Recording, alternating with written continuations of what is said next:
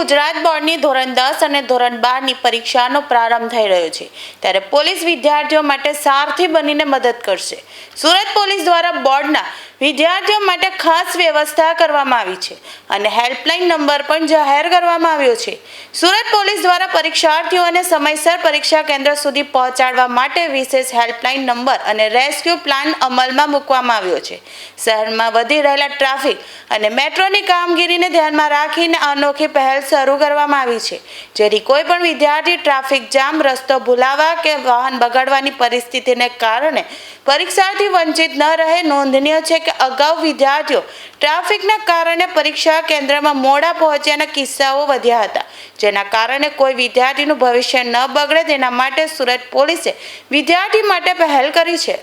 26 તારીખથી એટલે કે ફક્ત 2 દિવસનો જ સમય છે, ત્યારથી જ બોર્ડની પરીક્ષા શરૂ થઈ રહી છે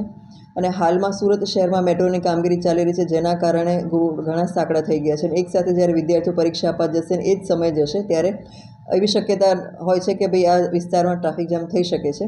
જેને ધ્યાને રાખીને સુરત શહેર ટ્રાફિક પોલીસ દ્વારા મેટ્રોની કામગીરી જ્યાં જ્યાં ચાલી રહી છે ત્યાં 80 વધારાની પોલીસ તૈનાત કરવામાં આવશે, જેથી કરીને ત્યાં ટ્રાફિક જામ ન થાય અને વિદ્યાર્થીઓ સરળતાથી એ વિસ્તારમાંથી નીકળી શકે.